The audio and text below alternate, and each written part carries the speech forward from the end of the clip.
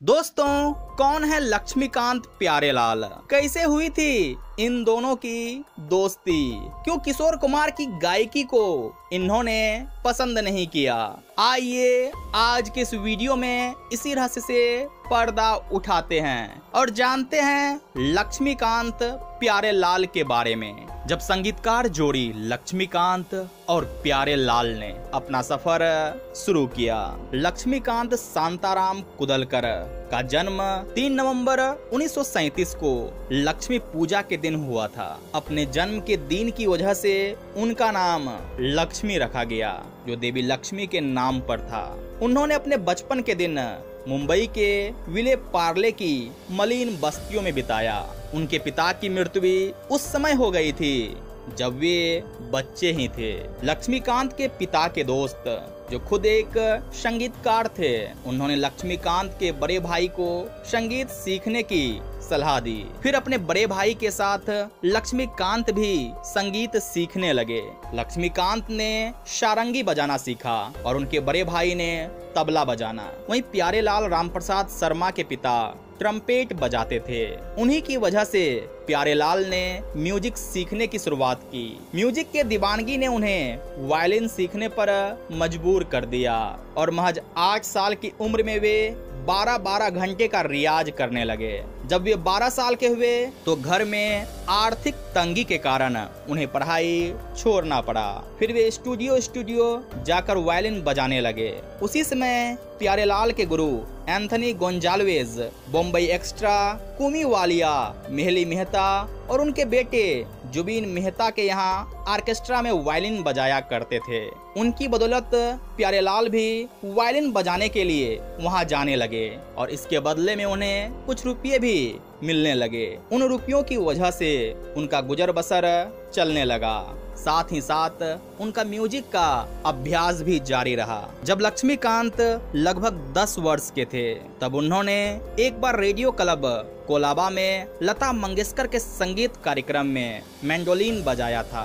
लता जी उनसे इतनी प्रभावित हुई कि उन्होंने कंसर्ट के बाद उनकी तारीफ की। फिर इसके बाद लक्ष्मीकांत लता जी के साथ कार्य करने लगे और इसी दौरान लक्ष्मीकांत का मुलाकात प्यारेलाल के साथ हुआ। जब मंगेशकर परिवार द्वारा बच्चों के लिए संगीत अकादमी संचालित हुई थी तो दोनों में बातचीत हुई और इसके बाद फिर यहाँ से इस दोस्ती की शुरुआत हुई। धीरे धीरे समय आगे बढ़ रहा था। बम्बई में इतनी मेहनत के बाद भी प्यारेलाल की आर्थिक स्थिति ठीक नहीं हो रही थी। उन्होंने लक्ष्मीकांत से कहा कि वे विदेश जाना चाहते हैं। फिर लक्ष्मीकांत ने उन्हें मना कर दिया और कहा कि हम यही कुछ करेंगे।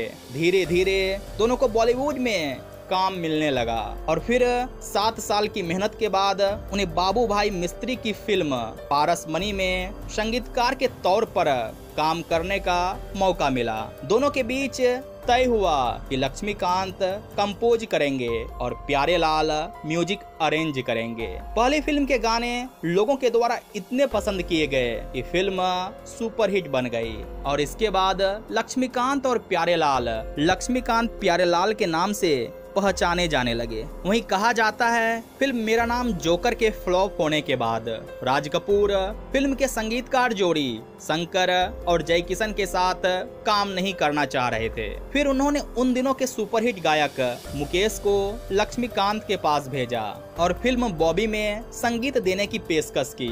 जब मुकेश लक्ष्मीकांत के पास पहुंचे तो इत्तेफाक से उस समय प्यारेलाल जी नहीं थे तो लक्ष्मीकांत ने फौरन हाँ नहीं कहा। वह बोले कि सोच कर बताता हूँ। संगीतकार लक्ष्मीकांत कोई भी फैसला अकेले नहीं लेते थे। लक्ष्मीकांत प्यारेलाल से बात करके ही कोई फैसला लेते थे। फिर दोनों के बीच इस विषय पर बातचीत हुई और यह तय हुआ कि राज कपूर की फिल्म बॉबी में दोनों संगीत नहीं देंगे। फिर उन्होंने गायक मुकेश को बुलाकर कहा हम काम नहीं करेंगे। फिर मुकेश ने हैरानी से पूछा आखिर क्यों? तो लक्ष्मीकांत ने कहा इतने साल से शंकर जयकिशन जी राज कपूर की फिल्मों में संगीत देते आए हैं और हम उनकी जगह नहीं लेना चाहते हैं। इसके बाद मुकेश ने कहा, अगर आप काम नहीं करेंगे तो कोई और करेगा, क्योंकि राज कपूर साहब अब शंकर जयकिशन के साथ काम नहीं करना चाहते हैं। कहा जाता है कि लक्ष्मीकांत प्यारेलाल की हमेशा से ख्वाहिश थी कि वे राज कपूर के साथ काम करे, लेकिन उनके मन में शंकर जयकिशन के प्रति जो सम्मान था, उस सम्मान की वजह से वे राज कपूर की फिल्में नहीं करना चाह रहे थे। इस पर मुकेश ने फिर समझाया कि आप लोग नहीं करेंगे तो कोई और करेगा, इसलिए मैं चाहता हूँ कि आप लोग यह काम करें। फिर लक्ष्मीकांत ने काम करने के लिए 2 शर्त रख दी। पहला शर्त यह था कि लता मंगेशकर फिल्म में गीत गाएंगी, और दूसरा शर्त यह था कि गानों की रिकॉर्डिंग वो अपनी पसंद की जगह पर करेंगे। फिर राज कपूर को ये दोनों ही शर्तें माननी पड़ी। वहीं लक्ष्मीकांत प्यारेलाल के बारे में एक किस्सा बेहद मशहूर है। कहा जाता है जब सुभाष घई की फिल्म कालीचरण और विश्वनाथ हिट हो चुकी थी, लेकिन फिल्म के हिट होने के बाद भी उस फिल्म की म्यूजिक को कोई खास तवज्जो नहीं दिया गया था। तो सुभाष घई को कई लोगों ने सलाह दी कि उन्हें R.D. बर्मन के साथ एक म्यूजिकल फिल्म बनानी चाहिए, जिसके गाने ऑडियंस को खूब पसंद आए और म्यूजिकली हिट फिल्मों में उनकी फिल्म को जगह मिल जाए। लेकिन लक्ष्मीकांत प्यारेलाल उनके फेवरेट म्यूजिक डायरेक्टर थे और सुभाष घई को उन पर पूरा विश्वास था। ऐसे में उन्होंने किसी और की नहीं सुनी और लक्ष्मीकांत प्यारेलाल के साथ फिल्म कर्ज बनाने की प्लानिंग की। फिर इसके बाद हम सभी जानते हैं कि फिल्म कर्ज का गाना ओम शांति ओम सुपर हिट हुआ। इस गाने को पहले लक्ष्मीकांत की आवाज में रिकॉर्ड किया गया। सेट पर सभी को यह गाना काफी पसंद आया। कुछ लोगों ने तो यहाँ तक कहा कि गाना लक्ष्मीकांत के लिए ही बना है, लेकिन सुभाष घई इस बात से सहमत नहीं थे और वह अपनी पहली म्यूजिकल फिल्म के इस गाने को किसी ऐसे सिंगर से गवाना चाहते थे जिसकी आवाज दर्शकों के दिल में पहले से ही जगह बना चुकी हो। ऐसे में उन्होंने किशोर कुमार को चुना।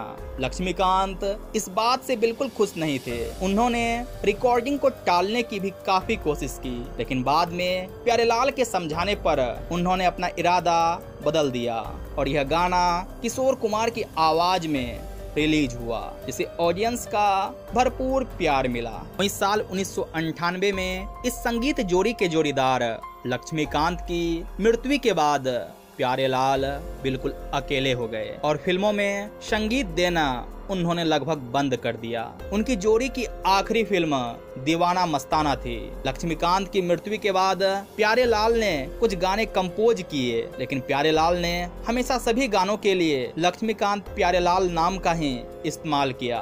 वहीं प्यारेलाल को जब पद्म भूषण मिला तो लक्ष्मीकांत की बेटी ने कहा यह पुरस्कार दोनों को मिलना चाहिए। उनकी बेटी ने कहा हम बहुत खुश हैं कि प्यारेलाल अंकल को आखिरकार पुरस्कार मिल गया। हमें लगता है जब बात पद्म भूषण सम्मान की है तो आप लक्ष्मीकांत प्यारेलाल को अलग अलग नहीं कर सकते और प्यारेलाल अंकल को सिर्फ इसलिए पुरस्कार नहीं दे सकते कि वह यहाँ है और मेरे पिता दुर्भाग्यवश गुजर चुके हैं। दोस्तों, आज के इस वीडियो में बस इतना ही। अगर वीडियो पसंद आई हो तो लाइक, शेयर और सब्सक्राइब करते हुए कमेंट बॉक्स में अपना विचार रखेंगे।